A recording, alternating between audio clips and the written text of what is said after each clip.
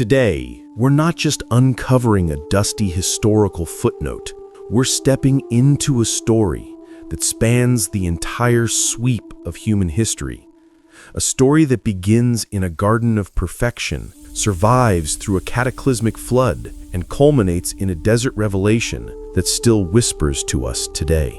This isn't just about food. It's about identity, about covenant, about what it truly means to live in sacred relationship with the Creator. Imagine a table with no grocery aisles, no fast food chains, no endless debates about calories, carbs, or protein. Instead, picture a world where food is not confusion, but clarity, not struggle, but communion. The Bible does not begin with a command about war, politics, or even worship. It begins with food.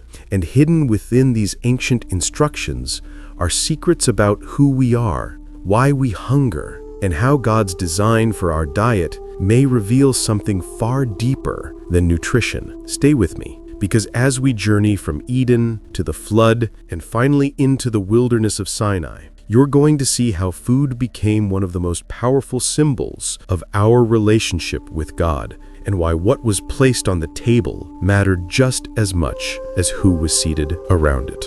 The garden. Genesis 1:29 paints a strikingly simple picture. I give you every seed-bearing plant on the face of the whole earth, and every tree that has fruit with seed in it. They will be yours for food. It was the original diet. Fruits, grains, nuts, vegetables, a table overflowing with abundance, purity, and simplicity. This wasn't restriction, it was blessing. It represented harmony, humanity aligned with creation, and both aligned with the Creator. Every bite wasn't just fuel for the body, it was a participation in God's goodness. But in that same garden stood another tree, the tree of the knowledge of good and evil. Its fruit wasn't forbidden because it was toxic or unripe.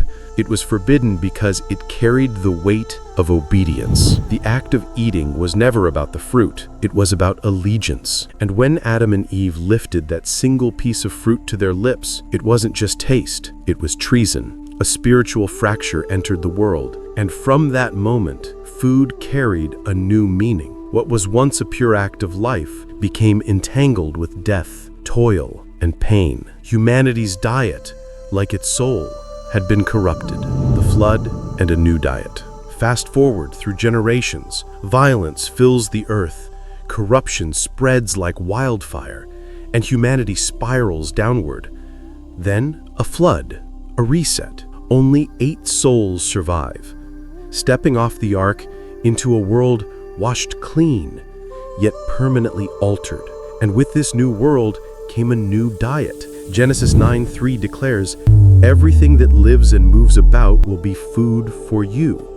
Just as I gave you the green plants, I now give you everything. For the first time, the door opens to meet a shocking shift. Why? Scholars debate. Some say it was a practical concession in a harsher post-flood world. Others point to covenant, the idea that this new allowance reflects the fragility of human existence after Eden.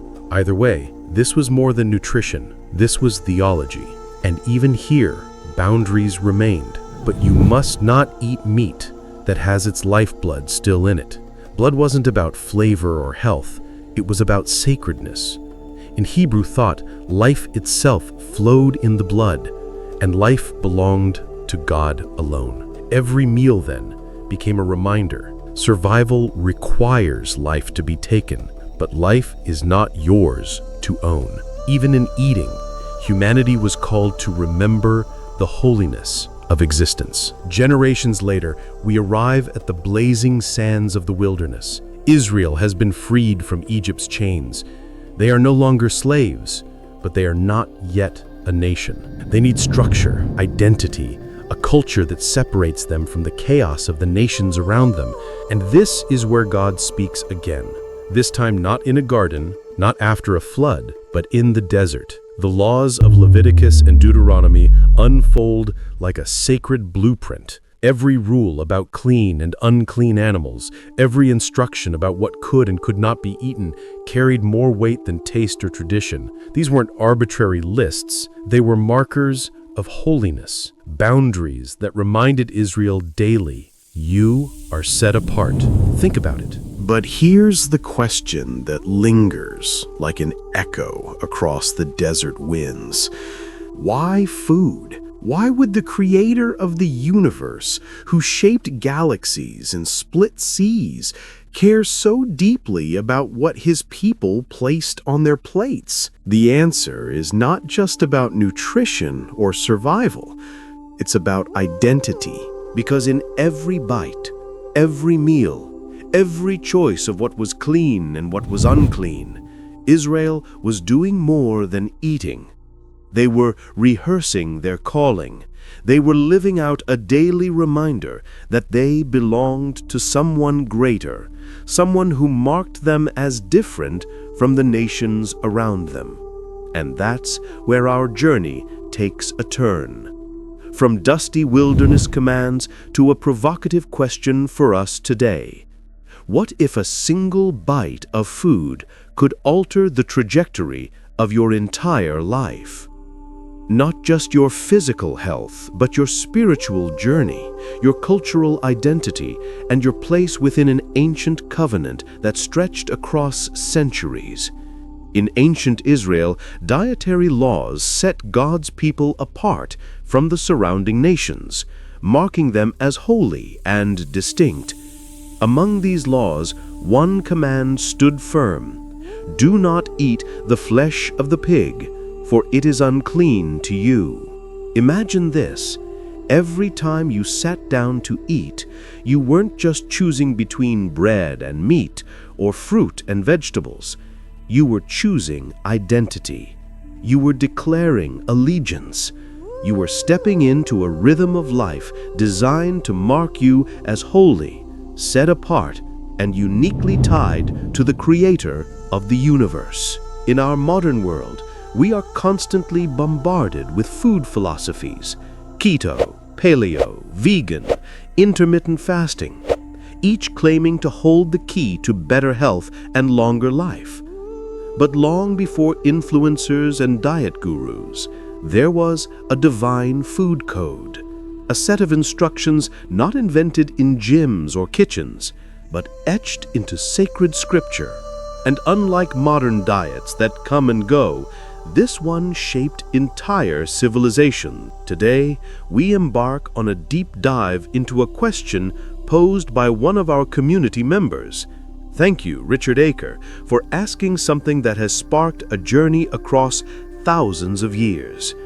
What does the Bible really say about food? Specifically, those mysterious dietary laws that divided clean from unclean. Were they simply archaic rules for a bygone people? Or is there a deeper wisdom still pulsing through them? Something that might transform how we see food, health, and holiness, even today. Stay with me, because this is not just about ancient history. It's about uncovering one of the most overlooked keys to understanding covenant, identity, and what it truly means to live set apart. To understand biblical dietary laws, we first have to anchor ourselves in their historical setting. Our journey begins in the wilderness, at the foot of Mount Sinai, after the Israelites had just been freed from centuries of slavery in Egypt. They were no longer just a wandering collection of tribes. They were becoming something new, a nation. And nations need laws. Not just political laws, but cultural frameworks that create identity, unity, and separation from their neighbors. In this moment, God delivers through Moses a covenant known as the Torah, which includes laws about worship, morality, justice, and daily living. Among these instructions are 2 chapters that lay out dietary regulations in precise detail: Leviticus 11 and Deuteronomy 14. Now, we might be tempted to see these as random rules, but for the Israelites, food was covenant. Each meal became a reminder that their very sustenance was tied to divine instruction. Eating was not neutral. It was an act of worship. The Hebrew word for these laws, kashrut, comes from the root word kosher, meaning fit, proper, or correct. It wasn't just about avoiding illness. It was about being rightly aligned with God. But to feel the weight of this, imagine life in the ancient Near East. You live in a world where almost every surrounding nation practiced idolatry, child sacrifice, or rituals involving food offered to false gods. Every meal on your table was a statement. We are not like them. We belong to Yahweh. The rules were astonishingly specific, almost like a divine biology lesson. For land animals, 2 criteria had to be met for them to be considered tahor, clean. 1. Split hooves. The hooves had to be fully cloven, divided clearly in 2. 2. Chewing the cud. The animal had to be a ruminant, redigesting food in multiple stomach chambers. Both conditions had to be satisfied. It was not either or, it was both and. Cows, sheep, goats, and deer, they passed. Split hooves, chew the cud. They were staples of Israelite diets. Pigs, fail. They had split hooves but didn't chew cud. Unclean. Camels, fail. They chewed cud but didn't have true split hooves. Unclean. Hares and hyraxes, they looked like cud chewers but weren't true ruminants. Fail. The same went for fish. Only those with both fins and scales were clean. So, salmon, clean. Catfish, unclean. Shellfish, unclean. Birds, too, were divided. Chickens were fine, but scavengers like vultures or owls were forbidden. Even insects were listed, with locusts oddly making the clean list, while most creeping things did not. These laws turned ordinary life into a constant spiritual rehearsal. Imagine walking through a marketplace, seeing stalls filled with pork, camel meat, or shellfish, and knowing you had to turn away. It was a daily test of allegiance, one that reinforced your identity in the eyes of your neighbors. Scholars, theologians, and scientists have wrestled with this for centuries. The reasons likely form a tapestry of multiple layers, each meaningful in its own right. 1. The hygiene and health hypothesis. Consider the environment of the ancient Israelites. Hot climate, no refrigeration, primitive cooking methods. Food spoilage wasn't just inconvenient, it was deadly. When we read about prohibitions against pork, shellfish, or scavenging birds, it's not difficult to see a layer of divine wisdom in protecting a vulnerable population. For example, pork. Infected with parasites like Trichinella spiralis, pork could cause seizures, muscle pain, or even death. Without thermometers or controlled cooking, undercooked pork was a silent killer. Shellfish. A delicacy in some cultures, but in hot climates, filter feeders concentrated toxins and bacteria. A simple meal could turn fatal within hours. Birds of prey. By eating carrion, these birds carried pathogens across species, creating hidden disease risks.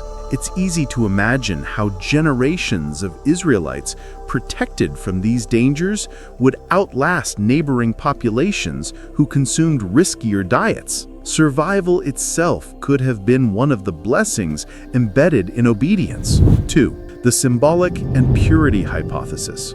But the laws weren't just practical. They were theological. The calling of Israel was to be holy, and holiness meant separation. Food became an object lesson in categories: order versus chaos, life versus death. Clean animals, ruminants, eating plants, represented life drawn from the land, steady and pure. Unclean animals, Hybrids, scavengers, or predators broke categories. They represented disorder, death, or confusion. For example, the pig seemed clean at first glance. It had split hooves. But its failure to chew cud revealed its incompleteness. This mirrored the idea that holiness required wholeness, not partial conformity. Every Israelite meal became a sermon without words.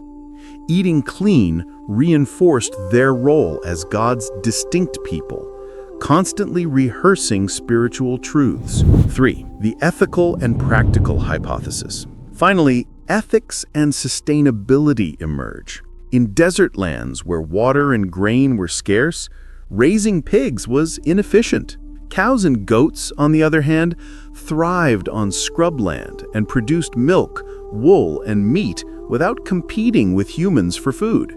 The slaughter laws also mattered. Pagan nations often engaged in cruel rituals, dedicating animals through prolonged suffering or offering them to idols. In Israel, the Shechita method ensured swift death, draining blood as a way of honoring life as sacred to God. This wasn't just about eating. It was about living differently, treating creation with reverence, and refusing to mirror the cruelty or wastefulness of surrounding cultures. To grasp the power of these laws, picture the daily lives of Israelites surrounded by Philistines, Canaanites, and Egyptians. In those societies, pork might be a delicacy. Shellfish might be a staple. Eating with others was a primary way of bonding across cultures. But for Israel, mealtime became a wall of separation. They couldn't simply blend in at a neighbor's feast. They couldn't sit casually at every table. Their diet isolated them, but that very isolation preserved their identity. It was a radical social statement. We will not conform. Even at the cost of social exclusion, they chose covenant fidelity. Food became both a unifier within Israel and a divider from the nations. This wasn't about arrogance. It was about survival. Not just physical survival, but cultural and spiritual survival. Without these daily reminders, Israel risked dissolving into the nations and losing their calling. But then comes a shocking twist, the moment that upended centuries of dietary practice. In Mark 7, Jesus declares, "Nothing outside a person can defile them by going into them. Rather, it is what comes out of a person that defiles them." And with those words, he redefines purity, not as something external, but as a condition of the heart. Mark adds the radical editorial note. In saying this, Jesus declared all foods clean. This shift continues in Acts 10 with Peter's vision of a sheet descending from heaven filled with unclean animals.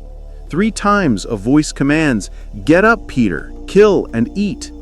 Peter protests, but the voice replies, "Do not call anything impure that God has made clean." This was more than a food lesson. It was about breaking barriers between Jews and Gentiles. Food became the symbol of inclusion, of God's embrace for all nations. Paul later echoes this in Romans, Corinthians, and Colossians, teaching that food itself does not bring us closer or further from God. What matters is faith, love, and conscience. The locus of purity had shifted from the plate to the heart. So what does this mean for us today? The story didn't end in the 1st century. Different faith traditions have carried these principles forward in unique ways. Judaism, kashrut remains a sacred tradition. Beyond health, it sanctifies daily life. Kitchens become holy spaces. Meals become worship. Generations grow up with food as a constant reminder of their covenant identity. Christianity.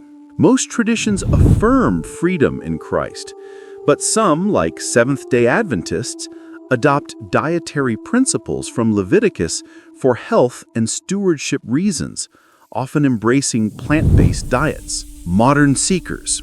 Even outside faith traditions, many are rediscovering the wisdom in mindful eating, ethical sourcing, and sustainable diets, echoes of ancient divine principles.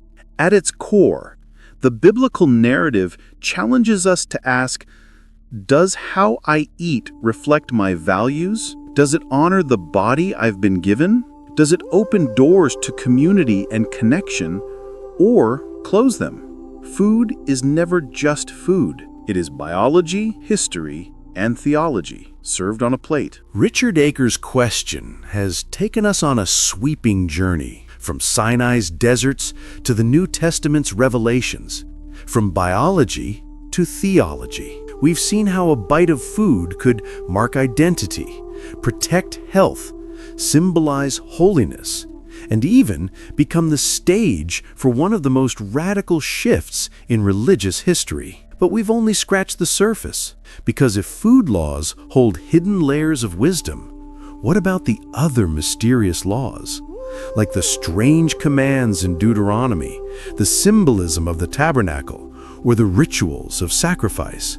Were they all shadows pointing to deeper truths? That's where our journey continues. With you, drop your questions in the comments. Which biblical mystery should we unravel next? And if this exploration changed how you see your next meal or your faith journey, don't forget to like this video, subscribe, and ring the notification bell. Together, we'll keep peeling back the layers of history, mystery, and meaning. Until next time, stay curious, stay open-minded, and never stop seeking the truth.